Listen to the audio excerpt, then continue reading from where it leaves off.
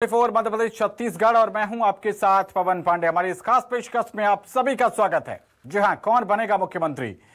मध्य प्रदेश और छत्तीसगढ़ में CM face को लेकर सस्पेंस बरकरार है और बीजेपी जल्द ही सरकार बनाने का दावा पेश करेगी।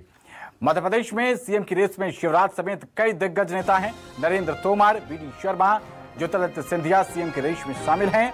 वहीं छत्तीसगढ़ में भी जीत के बाद सीएम फेस को लेकर बीजेपी में चर्चाएं शुरू हो गई हैं। सीएम की रेस में रमन सिंह और अरुण साव का नाम सबसे आगे बताया जा रहा है। बिना सीएम फेस बीजेपी ने इन दोनों ही राज्यों में चुनाव लड़ा था।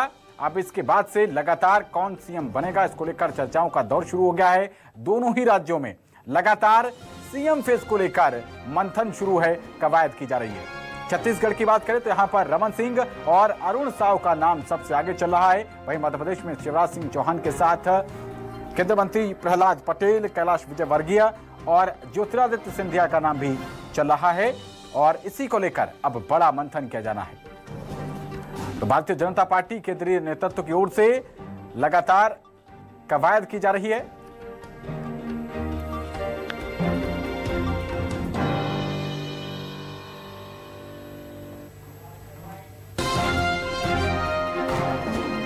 छत्तीसगढ़ की जनता ने सारे अनुमानों को ध्वस्त करते हुए नरेंद्र मोदी जी की गारंटी पर भरोसा किया, भारतीय जनता पार्टी पर भरोसा किया। मैं छत्तीसगढ़ की जनता को आभार व्यक्त करता हूं, धन्यवाद देता हूं। हम सब मिलकर एक खुशहाल छत्तीसगढ़, एक समृद्ध छत्तीसगढ़ की रचना करेंगे। देखिए, मैं आपसे कह सकता हूं कि बहुत जल्दी हमारी विधायक अनुमान बता दीजिए वक्त से कितना दिन लग सकता है? जो भी तारीख तय होगी सबसे पहले मैं आपको बताऊंगा।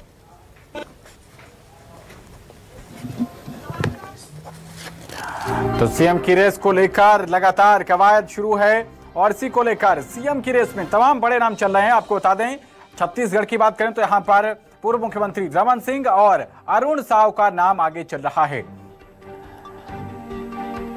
तो आखिरकार सीएम के नाम को लेकर जोरदार कवायद चल रही है। भारतीय जनता पार्टी जनता से आशीर्वाद ले चुकी है। अब भारतीय जनता पार्टी के नेताओं में किसको यहां पर मुख्यमंत्री पद का ये बड़ी जिम्मेदारी भारतीय जनता पार्टी की तरफ से मिलेगी, इसको लेकर आपको ग्राफिक्स के लिए बता देते हैं।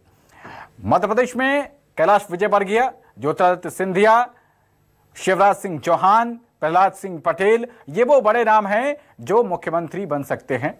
और मुख्यमंत्री पद की रेस में बीडी शर्मा प्रदेश अध्यक्ष हैं भारतीय जनता पार्टी के, उनका नाम भी लगातार आगे चल रहा है। और इसी को लेकर बड़ा मंथन ज्योतिरादित्य सिंधिया, स्क्रीन पर आप देख पा रहे हैं, कैलाश विजयवर्गीय, ये वो बड़े नाम हैं जिनको कि राष्ट्रीय महासचिव हैं कैलाश विजयवर्गीय, इनका नाम भी लगातार शामिल है। बीडी शर्मा आपकी स्क्रीन पर और ज्योतिरादित्य सिंधिया केंद्रीय मंत्री हैं। मध्य प्रदेश में पिछली बार सरकार भारतीय जनता पार्टी की बनाने में उनका अहम रोल रहा था। वहीं छत्तीसगढ़ की बात करें, छत्तीसगढ़ में कौन मुख्यमंत्री बनेगा? अरुण साव प्रदेश अध्यक्ष हैं और इनको लेकर लगातार सबसे आगे नाम जो चल रहा है उसमें अरुण साव का नाम भी शामिल है। विष्णुदेव साय हैं, ओपी चौधरी हैं, सरोज पांडे और रेणुका सिंह का भी नाम आगे चल रहा है। तो हालांकि बीजेपी ने भूपेश बघेल के खिलाफ ओबीसी का दांव खेला था और इसी को लेकर पार्टी संगठन की कमान अरुण साव को थमाई गई थी। अरुण साव बीजेपी के सांसद भी हैं और उनको जो है पार्टी ये बड़ी जिम्मेदारी मुख्यमंत्री के रूप में दे सकती है। तो भारतीय जनता पार्टी में बहुमत के बाद अब मुख्यमंत्री पद को लेकर लगातार कवायद की जा रही है और इसमें मध्य प्रदेश में शिवराज सिंह चौहान, जिनकी लाडली बहना योजना ने कमाल कर दिया, उनका नाम भी एक बार फिर से, हालांकि उनको सीएम फेस प्रोजेक्ट नहीं किया गया था, लेकिन उनकी योजनाओं का बहुत ज्यादा असर इन मौजूदा जो पार्टी को मैंडेट मिला है उसमें देखा गया है। इसलिए शिवराज सिंह चौहान की दावेदारी इस बार भी मजबूत रहेगी। और हमारे साथ 4 मेहमान जुड़ रहे हैं, आपका परिचय उनसे करा देते हैं। हमारे साथ रायपुर से वरिष्ठ पत्रकार उचित शर्मा जुड़ रहे हैं, हमारे साथ भोपाल से अजय बोकिल जुड़ रहे हैं, वरिष्ठ पत्रकार हैं, और इसी के साथ भोपाल से हमारे रेजिडेंट एडिटर सुधीर दंडोतिया और रायपुर से आशीष तिवारी जुड़ रहे हैं। बहुत स्वागत है आप चारों का। सबसे पहले उचित शर्मा जी, मैं आपसे समझना चाहूंगा रायपुर में अरुण साव और पूर्व मुख्यमंत्री उचित शर्मा जी, क्या आपको मेरी आवाज मिल पा रही है? जी, आवाज आ रही है। आपकी आवाज आ रही है। बिल्कुल, सबसे पहले आपसे ही समझना चाहेंगे सर, बहुमत मिल गया, अब सबसे बड़ी कवायद सीएम फेस चुनना, क्योंकि लोकसभा के चुनाव भी आने वाले हैं। ऐसे में सोशल इंजीनियरिंग भी देखने होगी, ऐसे में जातिगत समीकरण भी देखने पड़ेंगे और तमाम पार्टी का काडर भी संतुष्ट रहे और जनता भी संतुष्ट रहे। इसको लेकर बड़े नाम जो हैं सर, उसमें अरुण साव का नाम सबसे ज्यादा आगे चल रहा है, उसमें सरोज पांडे भी हैं। क्या लगता है आपके पत्रकारिता नजरिए से, आपके पत्रकारिता विश्लेषण से, कौन से वो बड़े नाम हो सकते हैं जिनको ये बड़ी जिम्मेदारी समझाई जा सकती है? उचित शर्मा जी। देखिए पवन जी, वैसे तो नैसर्गिक रूप से, नेचुरल रूप से जो है 3 बार के मुख्यमंत्री डॉक्टर रमन सिंह का नाम है, वही अरुण साव जी का नाम है, वही एक ट्राइब्स में मैं देखता हूँ वहां रामविचार नेताम या कोई अन्य भी हो सकते हैं, मगर एक व्यक्ति ट्राइब से हो सकता है, ये 3 वर्गों में। लेकिन मुझे लगता है कि इस बार जो है जो फैक्टर काम किया है या फैक्टर काम करेगा, क्योंकि इस बार के सीएम का चुनाव दोनों ही जगह लोकसभा के चुनाव को मद्देनजर रखते हुए किया जाएगा जी, कि अब इस बार जो है वो जो वेव आई, ये चीजें जो इतनी सफलता, बड़ी सफलता मिली भारतीय जनता पार्टी को, तो कहीं ना कहीं एक साहू फैक्टर जो है जो भाजपा के साथ रहा है जी, जो एक लाइन खींचने में कामयाब रहे हैं, पूर्वी वर्सेस साहू की लाइन, जो एक साहू एक बड़ा ऑर्गेनाइज तबका समाज है इधर छत्तीसगढ़ में, और सबसे ज्यादा पॉपुलेशन है, पॉपुलेशन के साथ साथ वो बहुत ऑर्गेनाइज है, संगठित है जी।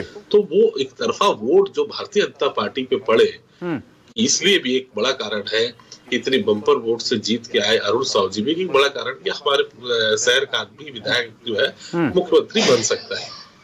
तो एक चांस में अगर आप पूछे सीधा सवाल, तो मैं कहूंगा कि अरुण साव जी को मैं सबसे पहले तवज्जो दूंगा। अब ट्राइब जो दूसरा वर्ग जो है, जहां से ट्राइब से एक उप मुख्यमंत्री का चलन जो कांग्रेस पार्टी में आ गया था, वो कंटिन्यू होगा और वो सीट किसी भी ट्राइब्स को दी जा सकती है, ठीक है। तो उसमें कई नाम है, विष्णुदेव साय है, रेणुका सिंह है, रामविचार नेताम है, इनके नाम भी आ सकते हैं। और मुझे लगता है कि इस बार जो है वो जो सेकंड लाइन है, भारतीय जनता पार्टी अपनी सेकंड लाइन को तवज्जो दे सकती है। बिल्कुल, मैं इस पे आऊंगा सर, वापस लौटूंगा आपके पास। एक प्रतिक्रिया अजय बोकिल जी, ओपनिंग रिमार्क ले लेता हूं सबसे एक एक करके। अजय बोकिल जी, मध्य प्रदेश एक बार फिर से ऐतिहासिक बहुमत, और शायद भारतीय जनता पार्टी के नेताओं ने खुद भी नहीं सोचा होगा कि जनता इतना बड़ा झोली भर भर के आदेश यहां पर आशीर्वाद देगी कि झोली भी छोटी पड़ जाए। अब बड़ी जिम्मेदारी और केंद्रीय नेतृत्व के ऊपर है, क्योंकि शिवराज सिंह चौहान की लाडली बहना योजना गेम चेंजर साबित हुई है। कोई भी इस बात से नकार नहीं रहा है, सीएम फेस उनका भले ही ना रखा गया हो, लेकिन जिस योजना के दम पे जो गेम चेंजर बताया जा रहा है, ऐसे में क्या उनको दरकिनार करना बहुत ज्यादा आसान रहने वाला है भारतीय जनता पार्टी के लिए? निश्चित रूप से पवन जी, ऐसा है कि तीनों राज्यों में भाजपा की जीत हुई है, मध्य प्रदेश में तो बम्पर जीत हुई है जी। लेकिन दोनों बाकी 2 राज्यों में मध्य प्रदेश में अंतर यह है कि मध्य प्रदेश में जो है भाजपा की वापसी हुई है, एंटी इनकम्बेंसी को प्रो इनकम्बेंसी बदलने में शिवराज और मोदी कामयाब हुए हैं, तो यहाँ की परिस्थिति अलग है। इसलिए यहाँ सबसे ज्यादा मुख्यमंत्री पद के दावेदार मध्य प्रदेश के अंदर हैं, और यहाँ मध्य प्रदेश का चुनाव सबसे ज्यादा चुनौतीपूर्ण है आलाकमान के लिए भी, क्योंकि आगे वाली दो चुनौतियां हैं। पहली बात तो यह है कि लोकसभा चुनाव में मध्य प्रदेश में सारी सीटें कौन जितवा सकता है, नंबर 1। दूसरा यह है कि जो वादे बीजेपी ने किए हैं इस चुनाव के अंदर, वो वादे पूरा करना, उनको इम्प्लीमेंट करना, वो अगले नए मुख्यमंत्री की चुनौती होगी।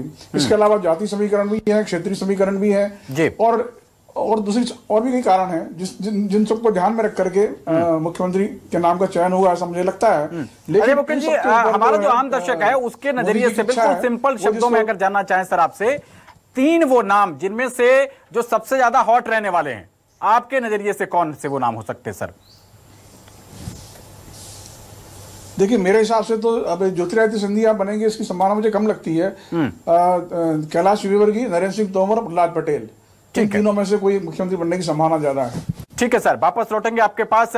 हम अपने रेजिडेंट एडिटर्स का रुख कर लेते हैं, एक एक प्रतिक्रिया ले लेते हैं। सुधीर जी, सबसे पहले आपसे यहां पर समझना चाहेंगे, शिवराज सिंह चौहान की लाडली बहना योजना और उसके साथ साथ प्रहलाद सिंह पटेल, क्योंकि अगर चेहरा बदला जाता है तो ओबीसी समुदाय से ही शिवराज सिंह चौहान आते हैं, और वर्तमान में राजनीति ओबीसी को लेकर किस तरीके से गर्म है आप बेहतर जानते हैं सर। प्रहलाद सिंह पटेल, शिवराज सिंह चौहान, ज्योतिरादित्य सिंधिया, या ऐसे कौन से वो तीन नाम सर आपके हिसाब से? देखिए, बिल्कुल बात करें तो जो ओबीसी फैक्टर की आपने बात कही है, मुझे लगता है कि इस चुनाव में शायद वो फैक्टर उतना काम नहीं किया था, क्योंकि मध्य प्रदेश के अंदर कांग्रेस ने जातिगत जनगणना की बात कही थी और उसके बावजूद भी अगर इतने प्रचंड बहुमत के साथ बीजेपी जीत करा रही है तो जो ओबीसी वर्ग की बात है या जातिगत जनगणना का एक बड़ा मुद्दा था, वो शायद जनता के बीच में इतना इंपैक्टफुल नहीं था। और जहां तक ओबीसी चेहरे की बात करें तो खुद प्रधानमंत्री नरेंद्र मोदी ओबीसी वर्ग से आते हैं, लिहाजा अगर देश का सबसे बड़ा चेहरा बीजेपी के पास में ओबीसी वर्ग से है तो किसी और वर्ग से चेहरे को चुना जाए ये संभावना भी बनती है। पर लेकिन मध्य प्रदेश के अंदर जिस तरीके से केंद्रीय नेताओं को चुनावी मैदान में उतारा गया था, विधानसभा चुनाव लड़ाया गया था, ये माना जा रहा था कि इनमें से शायद किसी को आने वाले समय में मुख्यमंत्री के तौर पर प्रोजेक्ट किया जाए। सत्ता और संगठन इस बार बीजेपी की जो जीत के कारण रहे, उसमें शिवराज सिंह चौहान की लाडली बहना योजना ने तो बड़ा काम किया। मुख्यमंत्री शिवराज सिंह चौहान एक बड़े दावेदार हैं, पर लेकिन बीजेपी के प्रदेश अध्यक्ष बीडी शर्मा और बीजेपी संगठन का जो काम था उसको भी नकारा नहीं जा सकता है। बूथ पर जिस तरीके से अपने कार्यकर्ताओं से द्वारा बीजेपी के फेवर के जो वोटिंग करवाई गई थी, एक कारण ये भी रहा कि बंपर वोटिंग बीजेपी के फेवर में हुई है, जिसको संगठन मानकर चल रहा है। और इसको लेकर बूथ स्तर तक जो पन्ना प्रभारी और पन्ना प्रमुख की जो बूथ मैनेजमेंट का जो काम बीजेपी संगठन ने किया था, ये भी एक बड़ा फैक्टर है मध्य प्रदेश के अंदर बीजेपी की प्रचंड जीत का। लिहाजा मध्य प्रदेश में 5 से ऐसे 6 नाम, अगर आप 3 नाम चुनने को कहेंगे तो काफी ज्यादा मुश्किलें होंगी। शिवराज सिंह चौहान, लेकिन 5 से ऐसे 6 बड़े दावेदार हैं जो इस रेस में बने हुए हैं। उनमें मुख्यमंत्री शिवराज सिंह चौहान निश्चित तौर पर बड़े दावेदार है। ज्योतिरादित्य सिंधिया का अजय वकील जी भले इनकार करें, पर लेकिन मध्य प्रदेश में पिछली बार सरकार उन्होंने बनाई थी और ये माना जा रहा था कि कांग्रेस में शायद उपेक्षा से दुखी थे। बीजेपी के अंदर कुछ ना कुछ चाहत जरूर रही होगी ज्योतिरादित्य सिंधिया की, ये प्रधानमंत्री नरेंद्र मोदी अमित शाह को तय करना है कि उनकी भूमिका क्या हो। पर लेकिन ज्योतिरादित्य सिंधिया, कैलाश विजयवर्गीय, नरेंद्र सिंह तोमर, बीडी शर्मा, प्रहलाद पटेल भी इस रेस में शामिल हैं। इन नामों में से ही कोई एक नाम मध्य प्रदेश के अंदर हो सकता है। अब ये देखना होगा कि केंद्रीय नेतृत्व जो तय करेगा। माना जा रहा है कि आज शाम को या कल जब बीजेपी पार्लियामेंट बोर्ड की बैठक हुई उसमें मध्य प्रदेश के लिए पर्यवेक्षक नियुक्ति किया जाएगा और उसी समय मध्य प्रदेश में लगभग एक सहमति बना ली जाएगी कि किस चेहरे को मुख्यमंत्री मध्य प्रदेश में बनाना है। ठीक है सुधीर जी, वापस लौटते हैं आपके पास। आशीष जी, आपसे समझना चाहेंगे, जैसा कि हमारे उचित शर्मा जी कह रहे थे कि अरुण साव और पूर्व मुख्यमंत्री माफ कीजिएगा समझ पा रहे हैं 71 साल की उम्र, आशीष जी, क्या एक बार फिर से जिम्मेदारी रमन सिंह को देना भारतीय जनता पार्टी के लिए मुफीद साबित होगा? क्योंकि आने वाले समय में जैसा कि बता रहे थे कि पार्टी की जो सेकंड ब्रिगेड है, ठीक है, जो बेंच अभी पर बेंच स्ट्रेंथ थी, बेंच पे बैठी हुई इंतजार कर रही थी अपनी बारी का, तो ओल्ड इज गोल्ड या फिर अरुण साव? देखिए, सियासत में किसी नेता की कोई उम्र नहीं होती। यदि पावर मिल जाता है तो उम्र बहुत आंकड़ों की बात हो जाती है, कोई बहुत छोटे अंकों में उसकी गिनती होने लगती है। लेकिन स्वाभाविक तौर पर डॉक्टर रमन सिंह 15 साल मुख्यमंत्री रहे हैं राज्य में, तो एक बड़े चेहरे के तौर पर रमन सिंह तो है ही, और प्रभावी चेहरा भी रमन सिंह का इस वक्त इस समय की परिस्थितियों के मुताबिक जो है वो रमन सिंह का यहाँ पर बनता नजर आता है। और संगठन में इस बात को लेकर चर्चा भी चल रही है कि रमन सिंह एक मजबूत दावेदार के तौर पर देखे जा रहे हैं। लेकिन अरुण साव को सांसद रहते हुए प्रदेश अध्यक्ष की जिम्मेदारी मिली और राज्य संगठन के भीतर यदि कोई चुनाव होते हैं तो स्वाभाविक तौर पर एक जो लीडरशिप होती है वो प्रदेश अध्यक्ष की होती है। अरुण साव के साथ दूसरा बड़ा फैक्टर जो जुड़ता है वो उनके ओबीसी होने का है। साहू समाज से आते हैं, ओबीसी का चेहरा है और देश में ओबीसी सेंट्रिक पॉलिटिक्स इस वक्त चरम पर चल रही है। तो ऐसे में अरुण साव की भी मजबूत दावेदारी मुख्यमंत्री के चेहरे के तौर पर यहां पर देखी जा रही है। लेकिन चूंकि राज्य में ट्राइबल लीडरशिप का जोर रहा है, ट्राइबल मुख्यमंत्री की मांग अरसे से उठती रही है, बीजेपी के भीतर भी ये मांग उठती रही है और इस समय बड़े बड़े चेहरे ट्राइबल कम्युनिटी से जीत कर पहुंचे हैं। रामविचार नेताम, विष्णुदेव साय, रेणुका सिंह, गोमती साय, तमाम नेता है। बस्तर का जिक्र करें तो केदार कश्यप हैं जो कि रमन सरकार के दौरान 3 बार मंत्री रहे हैं। तो ये तमाम जो नाम होंगे ये स्वाभाविक तौर पर ट्राइबल कम्युनिटी के प्रतिनिधित्व के तौर पर देखे जा सकते हैं जब बात मुख्यमंत्री पद की आती है।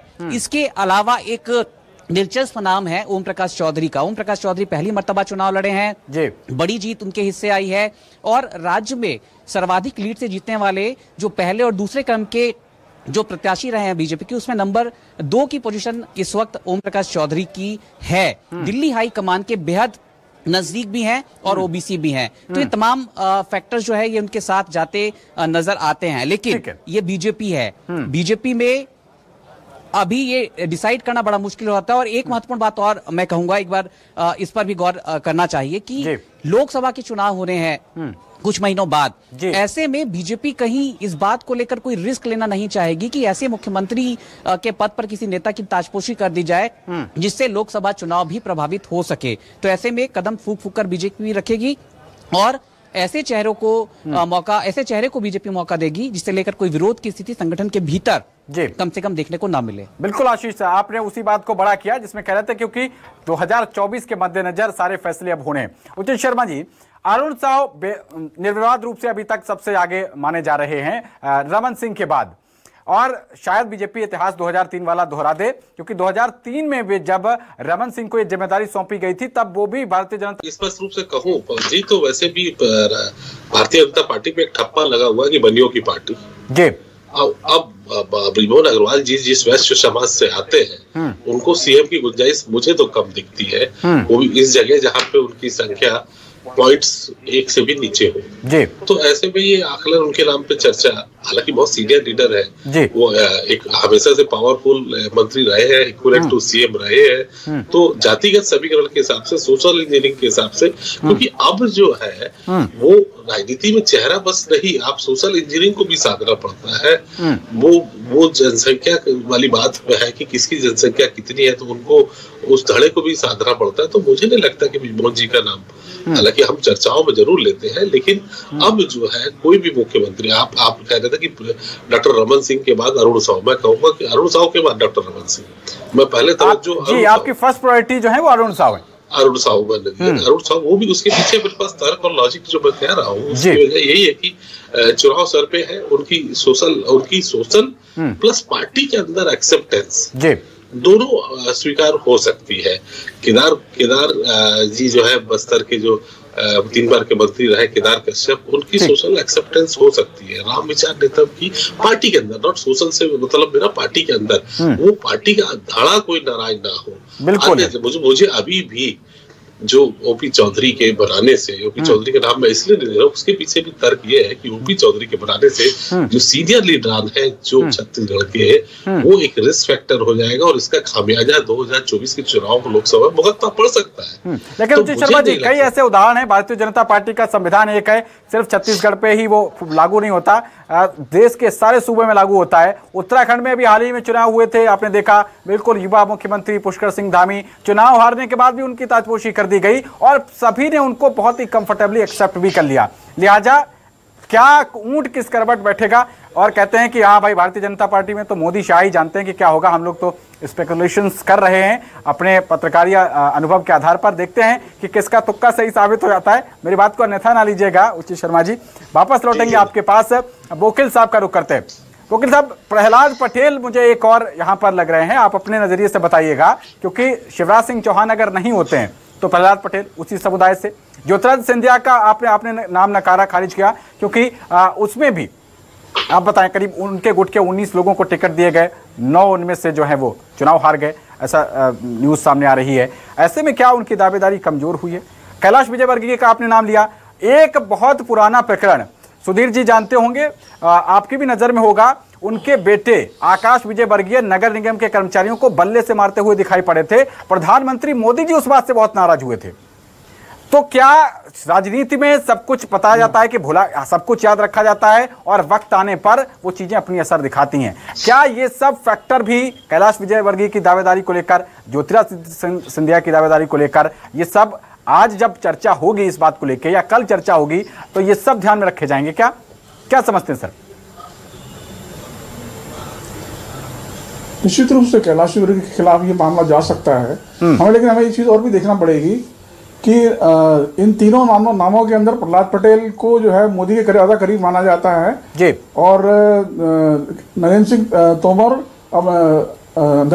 प्रहलाद पटेल मोदी के ज्यादा करीब माने जाते हैं, और कैलाश विजयवर्गीय अमित शाह के ज्यादा करीब माने जाते हैं। अगर इनमें से अगर तीनों में से ही कोई फैसला होना है तो हो सकता है कि प्रहलाद पटेल के पक्ष में जाए, क्योंकि बीजेपी लगातार 20 साल से यहाँ पर ओबीसी की राजनीति कर रही है। उसने ओबीसी के अलावा किसी दूसरे मुख्यमंत्री का प्रोजेक्ट ही नहीं किया आज तक। तो और ओबीसी लगातार बीजेपी के साथ बना हुआ है और ये फायदा उसको लोकसभा में भी हो सकता है। इस नाते भी चूंकि ओबीसी प्रहलाद पटेल ओबीसी हैं और लोधी जाति से आते हैं, तो उनको प्रोजेक्ट करने का फायदा मिल सकता है। और उनका अभी ऐसा बहुत ज्यादा विवादित वो नहीं रहा है, हालांकि उनके भाई को लेकर के कुछ प्रकरण दर्ज हैं, वो एक दिक्कत हो सकती है उनको, लेकिन उनके व्यक्तिगत रूप से उनके खिलाफ ज्यादा कुछ है नहीं है, तो वो एक नाम हो सकता है। लेकिन एक हमें चीज ध्यान रखना पड़ेगी कि भाजपा के अंदर क्षत्रप संस्कृति अब समाप्त हो रही है। तो ऐसी स्थिति में कोई चौंकाने वाला नाम ऐसा जो हम शायद सोच भी नहीं रहे होंगे वो भी सामने आ सकता है। ये हमने गुजरात में भी देखा और दूसरे राज्यों में भी देखा, बिल्कुल, कि एक ऐसा नाम एन वक्त पे आ गया कि जिसके बारे में लोग पता ही नहीं था ये भी आ सकता है, और वो सरकार चला रहे हैं, उन्होंने उनकी अपेक्षा के अनुरूप रिजल्ट भी दिया है। ठीक है, तो ये केवल अनुमान है हमारे कि यह हो सकता है, ये दावेदार हैं, लेकिन यही बनेंगे ये गारंटी से कोई नहीं कह सकता। कोई चौंकाने वाला फैसला भी हो जाता है, हमें आश्चर्य नहीं होना चाहिए। जी चलिए ठीक है, वापस लौटेंगे। सुधीर जी, नरेंद्र तोमर, इनको भी क्रेडिट दिया जा सकता है क्योंकि लगातार यहां पर जो चुनाव अभियान समिति थी उसके अध्यक्ष थे, और जिस तरीके के छप्पर फाड़ बहुमत जो मिला है, कुछ ना कुछ तो क्रेडिट देना पड़ेगा। इस वजह से क्या दावेदारी मजबूत होती है? देखिए, निश्चित तौर पर जो छप्पर फाड़ बहुमत मध्य प्रदेश के अंदर बीजेपी को मिला है, उसका पूरा क्रेडिट अगर जाता है तो कहीं ना कहीं प्रधानमंत्री नरेंद्र मोदी और मुख्यमंत्री शिवराज सिंह चौहान लाडली बहना योजना और बीजेपी संगठन को जाता है। नरेंद्र सिंह तोमर मध्य प्रदेश के अंदर बीजेपी के 3 बार प्रदेश अध्यक्ष रहे हैं, और जो कहना चाहिए कि 3 बार उन्होंने चुनाव कराए हैं मध्य प्रदेश के अंदर। इस बार वो खुद चुनाव लड़ने के मैदान में थे और चुनाव प्रबंधन की भूमिका उनकी सौंपी गई थी, पर लेकिन वो ज्यादातर प्रचार के अलावा अपने क्षेत्र में सीमित रहे। हालांकि जो बात अजय वकील जी ने कही कि प्रधानमंत्री नरेंद्र मोदी के काफी करीबी माने जाते हैं, निश्चित तौर पर मोदी कैबिनेट में जो टॉप 5 मंत्रियों में गिनती की जाती है उसमें नरेंद्र सिंह तोमर की गिनती की जाती है, और ये माना जा रहा था कि शुरुआत से लेकर अभी तक मुख्यमंत्री की रेस में नरेंद्र सिंह तोमर सबसे प्रबल दावेदार के तौर पर बने हुए हैं। हालांकि थोड़ा सा इंतजार करना चाहिए, मुझे लगता है कयास लगाने से बेहतर है कि जो बात अब से थोड़ी देर पहले आपने की कि बीजेपी के अंदर क्या होना है, ये मोदी और अमित शाह के अलावा कोई नहीं जानता है। लिहाजा कयास लगाने से बेहतर है कि हम इंतजार करें कि पार्लियामेंट बोर्ड की बैठक बीजेपी की कब आएगी, उसके बाद पर्यवेक्षक जब नियुक्त किया जाएगा और मोदी अमित शाह का जो भी फरमान है या जो भी संदेश है कि फला व्यक्ति को मुख्यमंत्री बनाना है, ये स्थिति उसी के बाद पूरी तरीके से स्पष्ट होगी। क्योंकि कई बड़े चेहरों के बीच में हमने देखा है कि गुजरात के अंदर भूपेंद्र पटेल एक चौंकाने वाला नाम था, जो बात अजय वकील जी कह रहे थे। पुष्कर धामी उत्तराखंड के अंदर एक नया चौंकाने वाला नाम था, बिल्कुल फ्रेश चेहरे जो कभी मंत्री भी नहीं बने थे, उनको सीधे मुख्यमंत्री बना दिया गया था। ये भी बीजेपी की एक रणनीति रही है कि कहीं ना कहीं जो लोग पहले सत्ता में रह चुके हैं उनके खिलाफ कार्यकर्ताओं को लेकर जनता में एक थोड़ा सा लगता है कि शायद एंटी इनकम्बेंसी है, उसको खत्म करना, तो बिल्कुल फ्रेश चेहरे को लाया जाए जो केवल सांसद विधायक या फिर पार्टी का कार्यकर्ता हो, और एक मैसेज देने की कोशिश होती है कि बीजेपी के अंदर जो काम करने वाला है कभी भी किसी भी उसका भी नंबर आ सकता है। ये बड़ा संदेश पूरे देश भर के अंदर बीजेपी जरूर पहुंचाती रही है। आशीष जी का रुख कर लेते हैं। आशीष जी, छत्तीसगढ़ आदिवासी स्टेट, आदिवासी बाहुल्य स्टेट, और ऐसे में रेणुका सिंह का नाम भी आगे चल रहा है, आदिवासी समुदाय से ही आती हैं। क्या लगता है आपको, क्या प्लस पॉइंट इनके और क्या अगेंस्ट जा सकता है? देखिए, अगेंस्ट की बात कर लें तो बहुत ज्यादा एग्रेसिव लीडर हैं रेणुका सिंह। अपने इलाके में एग्रेशन की वजह से वो संगठन के भीतर चर्चित रही हैं। तो एक सामंजस्य बनाने की बात जहां पर आएगी कि एक मुख्यमंत्री ऐसा होना चाहिए बीजेपी का जो संगठन को लेकर चलता नजर आए, तो यहां पर हो सकता है कि उनका एग्रेशन उन पर भारी पड़ता दिख जाए। लेकिन यहां पर बात एग्रेशन की नहीं है, बात है कि ऐसा चेहरा सूबे की सत्ता में काबिज करना जो नेतृत्व तो करे, साथ ही साथ ऑर्गेनाइजेशन स्ट्रक्चर के अलावा लोकसभा चुनाव को किस तरीके से मैनेज कर पाता है, ये बहुत दिलचस्प होगा। चूंकि मैं फिर दोहरा रहा हूं कि 6 महीने का ही वक्त रह गया है लोकसभा चुनाव के लिए, और बीजेपी कोई बड़ा रिस्क लेने की स्थिति में इस वक्त राज्य के भीतर नजर नहीं आ रही है। बीजेपी ऐसा चेहरा तय करेगी जो निर्विवाद चेहरे के तौर पर स्टैब्लिश हो सके और संगठन लोकसभा चुनाव की तैयारी में आगे जुटता नजर आ सके। तो बीजेपी कदम फूंक फूंक कर रख रही है। जैसे कि आज ही विधायकों की बैठक होनी थी, लेकिन ऐन वक्त पर इस बैठक को रद्द कर दिया गया है। ओम माथुर, नितिन नवीन, या बात करें मनसुख मंडाविया की, ये तमाम नेता आज दिल्ली जा रहे हैं, थोड़ी देर बाद दिल्ली निकल जाएंगे। दिल्ली से पर्यवेक्षक की नियुक्ति होगी और फिर सब नेता एकजुट होकर रायपुर पहुंचेंगे। 2 या 3 दिनों का या 4 दिनों का वक्त इसमें लग सकता है। तो बीजेपी सारे पैरामीटर पर इस वक्त विचार कर रही है, और जो भी उपयुक्त चेहरा निकलकर सामने आएगा बीजेपी पर्यवेक्षक आकर उस पर मुहर लगा देंगे और संगठन ये मान लेगा कि हमारे मुख्यमंत्री हैं। तो फिलहाल इंतजार करने वाली स्थिति यहाँ पर बन रही है। ठीक है आशीष सर। उचित शर्मा जी, फाइनल कमेंट आपका 10 सेकंड में सर। जी देखिए, वाकई ये ठीक है कि हम विधायक चुनते हैं, लेकिन सीएम जो है वो उनका केंद्रीय नेतृत्व चुनता है। ये बात भी सत्य है। सबसे अच्छी बात आपने जो पहले ही कह दी कि जितनी औपचारिकता है पूरी कर ली जाएगी, उसके बाद तो जो दो लोग चाहते हैं वही कुछ फाइनल होगा, तो उम्मीद है। लेकिन मैं अभी भी कह रहा हूँ कि सरप्राइज जो उत्तराखंड में है, गुजरात में हुआ, वो सरप्राइज देने की रिस्क छत्तीसगढ़ में नहीं हो सकती। ठीक है, मेरा एक मत है। ठीक है, वकील साहब आपका क्या फाइनल कमेंट?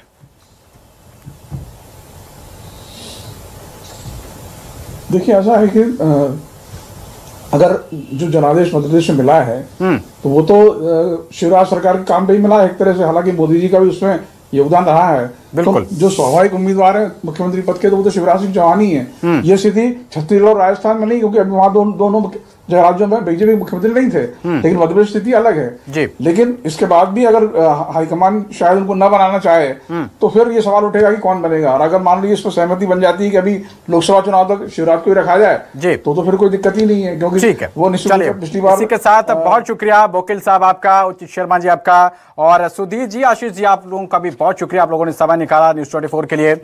लेकिन